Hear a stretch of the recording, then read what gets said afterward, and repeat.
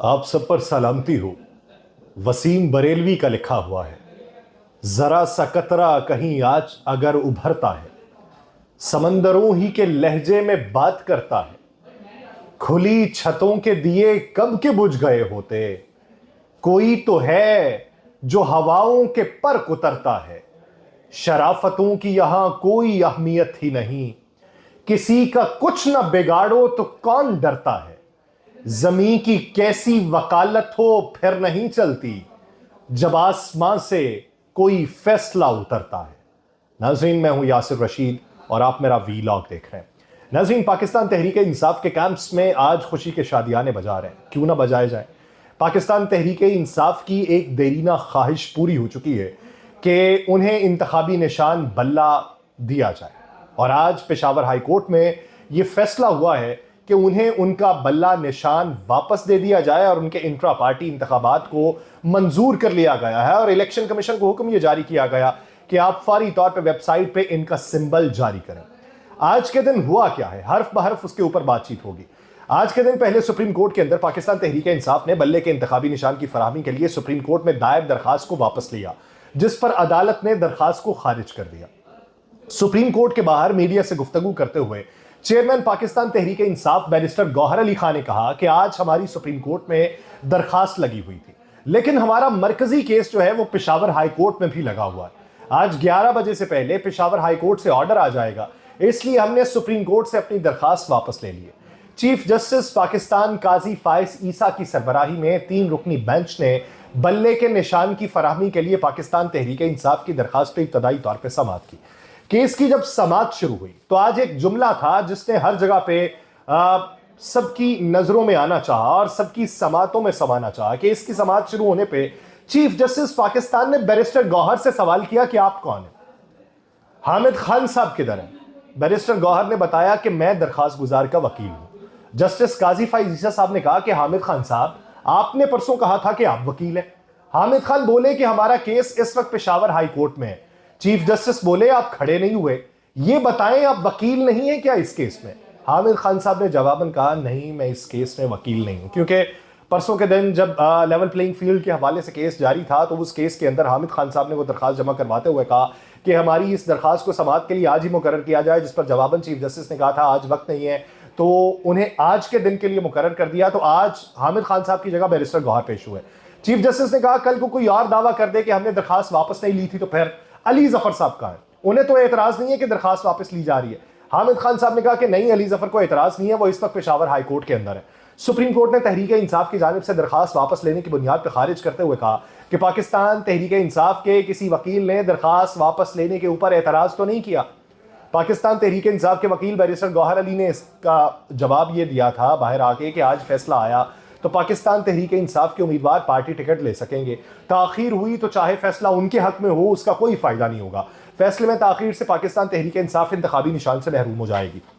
लेकिन आज Peshawar high court में क्या हुआ है, उसकी कार्रवाई क्या रही है, किन मंदरजात के ऊपर बात हुई है, कौन से हकायक मंजर-ए-आम पे आए हैं जिसकी बुनियाद के ऊपर पाकिस्तान तहरीक इंसाफ की दरखास्त को माना गया है बनिस्बत इसके कि इलेक्शन कमीशन की बात को माना जाता है। इलेक्शन कमीशन ने वहां पे बेशुमार दलाइल दिए, दलाइल का हवाला भी दिया और उस पर यह कहा कि ये इख्तियार इलेक्शन कमीशन का है कि वो फैसला करे, लेकिन उसके जवाब में पाकिस्तान तहरीक इंसाफ की जो दरखास्त है वो किन बुनियादों के ऊपर मानी गई, बुनियादी सवाल। और आज दरखास्त मंजूर होने के बाद आज से 2 दिन बाद यानी 13 तारीख को जब इंतखाबी निशान अलॉट होने हैं तो इस ज़मन के अंदर पाकिस्तान तहरीक इंसाफ को क्या कोई परेशानी लाहक हो सकती है, क्योंकि इलेक्शन कमीशन कह चुका है कि हम सुप्रीम कोर्ट में नहीं जाएंगे, तो सुप्रीम कोर्ट में कौन जाएगा, उस पर बात होगी। पेशावर हाई कोर्ट ने पीटीआई इंट्रा पार्टी इलेक्शन और इंतखाबी निशान से मुतल्लिक केस का फैसला सुनाते हुए तहरीक इंसाफ का इंतखाबी निशान बल्ला बहाल कर दिया। पेशावर हाई कोर्ट के जस्टिस एजाज अनवर और जस्टिस सैयद अरशद अली पर मुश्तमिल 2 रुकनी डिवीजनल बेंच ने पीटीआई के इंट्रा पार्टी इलेक्शन के खिलाफ दायर दरखास्तों पर आज समाअत की। जस्टिस सैयद अरशद अली ने सवाल उठाया, पहला कि इलेक्शन कमीशन ने कौन से सेक्शन के तहत इस पार्टी के खिलाफ कार्रवाई की। वकील शिकायत कुनिंदा ने बताया कि इलेक्शन एक्ट सेक्शन 215 के तहत यह कार्रवाई की गई है, जिस पर अदालत ने कहा कि इलेक्शन का रिजल्ट तो 7 दिन के अंदर जमा किया गया। वकील दरखास्त गुजार का कहना था कि इलेक्शन कमीशन ने देखना था कि सेक्शन 208 के तहत इंट्रा पार्टी इंतखाबात हुए। सब ने कहा कि जो बानी पीटीआई कहेंगे वही होगा। ये कौन सा इलेक्शन हुआ कि जिसमें बानी पीटीआई जो कहेंगे वही होगा।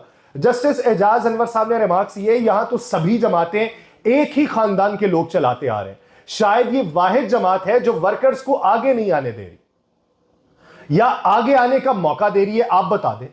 पीटीआई के वकील बैरिस्टर अली जफर साहब ने शिकायत कुनिंदा के वकला के एतराजात पर जवाब देते हुए कहा कि फरीकैन के वकला ने अदालती दायरा इख्तियार पे सवालात उठाए। दायरा इख्तियार पे उसूल क्या है मैं वो बताना चाहता हूं। उन्होंने अदालत की तरफ से बताया कि आर्टिकल 199 जो है वो हाई कोर्ट को समाअत का इख्तियार देता है। यहां कहा यह जा रहा है कि पेशावर हाई कोर्ट इसकी समाअत नहीं कर सकती। बैरिस्टर अली जफर साहब ने कहा कि हमारे इंट्रा पार्टी इलेक्शन पेशावर में हुए जो हाई कोर्ट के दायरा इख्तियार में आते हैं। अब इलेक्शन हो रहे हैं तो पूरे मुल्क के लिए। हमारे पार्टी के जनरल सेक्रेटरी भी इसी सूबे से हैं जिन पे एतराज उठाया गया।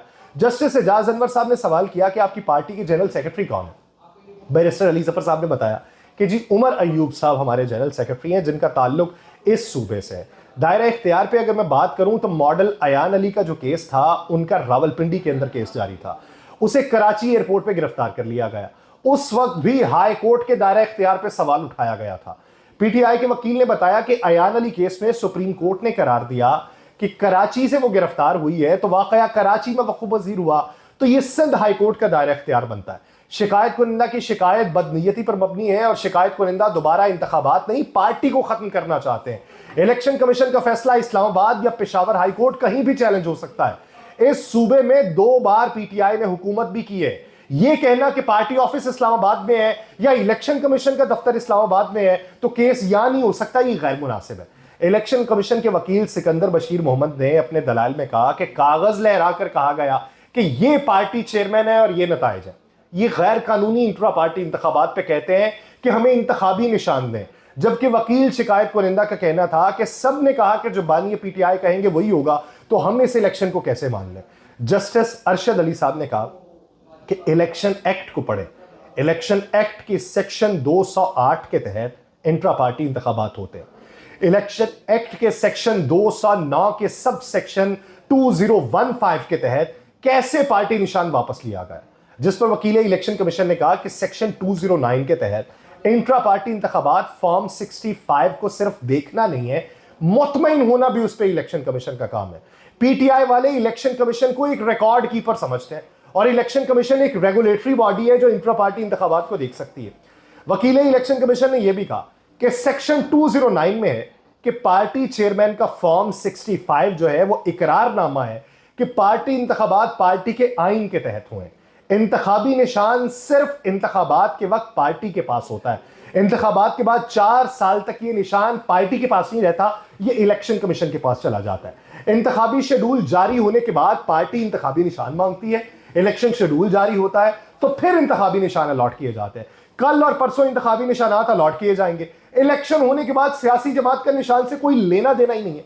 पेशावर हाई कोर्ट के 2 रुकनी बेंच ने दरखास्त गुजारों इलेक्शन कमीशन और पाकिस्तान तहरीक इंसाफ के वकला के दलाल सुनने के बाद महफूज फैसला सुनाते हुए तहरीक इंसाफ का इंतखाबी निशान बल्ला जो है उसे बहाल कर दिया। अदालत ने इलेक्शन कमीशन का फैसला मुअत्तल करते हुए इलेक्शन कमीशन को यह हुक्म जारी किया कि पाकिस्तान तहरीक इंसाफ को इंतखाबी निशान का सर्टिफिकेट भी जारी किया जाए और यह भी कहा कि पाकिस्तान तहरीक इंसाफ सियासी जमात है और इंतखाबी निशान की हकदार है। खुशाइन बात यह कि तमाम सियासी जमातों के लिए अब मंजरनामा एक सा है। तहरीक इंसाफ के इंतखाबी निशान का मामला क्या था, कब क्या हुआ, उसकी अगर रविजन के तौर पे मैं आपको सिर्फ ये बता दूं छोटा सा कि 22 दिसंबर 2023 को इलेक्शन कमीशन ने पाकिस्तान तहरीक इंसाफ के इंट्रा पार्टी इलेक्शन को कलअदम करार देते हुए इंतखाबी निशान बल्ले से महरूम कर दिया था। पाकिस्तान तहरीक इंसाफ ने इलेक्शन कमीशन के फैसले के खिलाफ पेशावर हाई कोर्ट में फिर दरखास्त दायर की थी। जस्टिस कामरान हयात थे जिन्होंने इलेक्शन कमीशन के फैसले पे 26 दिसंबर को हुक्म इम्तना जारी किया। हुक्म इम्तना में पाकिस्तान तहरीक इंसाफ का इंतखाबी निशान बल्ला बहाल किया गया था और छुट्टियों के बाद 9 जनवरी को डिविजनल बेंच को केस सुनने का हुक्म दिया गया था। लेकिन इस सब के बावजूद भी इलेक्शन कमीशन ने इंतखाबी निशान बल्ला बहाल नहीं किया। इलेक्शन कमीशन ने 30 दिसंबर को हुक्म इम्तना के खिलाफ पेशावर हाई कोर्ट के अंदर दरखास्त दायर कर दी।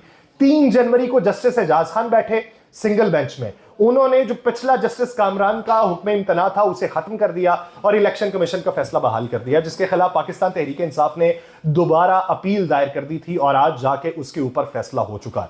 अब यहां पे सवाल यह है कि सुप्रीम कोर्ट में कौन जाएगा इस केस को लेके। इलेक्शन कमीशन का यह मानना है कि वो सुप्रीम कोर्ट में इस केस को लेके नहीं जाएंगे। उसकी बुनियादी वजह क्या है? बुनियादी वजह यह है कि मैं आपको सिंपल अल्फाज में समझाता हूं कि एक दरखास्त गुजार है जिसने एतराज लगाया था, मिसाल के तौर पर कि आरओ के पास एक दरखास्त गई और आरओ के पास जो दरखास्त आई है उस पर किसी ने एतराज लगाया हुआ था।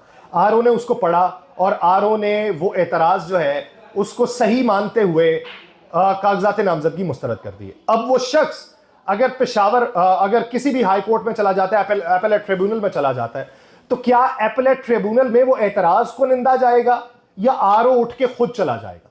दो मुख्तलिफ चीजें। आरओ नहीं जाएगा, एतराज को निंदा जाएगा। इस केस के अंदर अकबर एस बाबर जो मरकजी दरखास्त गुजार थे इस इंट्रा पार्टी इलेक्शन के खिलाफ, वो नहीं गए पेशावर हाई कोर्ट में। पेशावर हाई कोर्ट में इलेक्शन कमीशन खुद चला गया।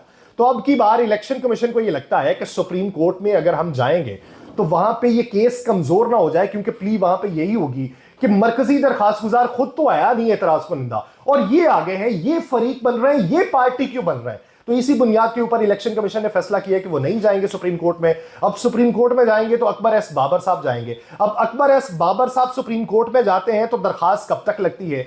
क्योंकि 2 दिन के बाद इंतखाबी निशानात तो जारी होने हैं।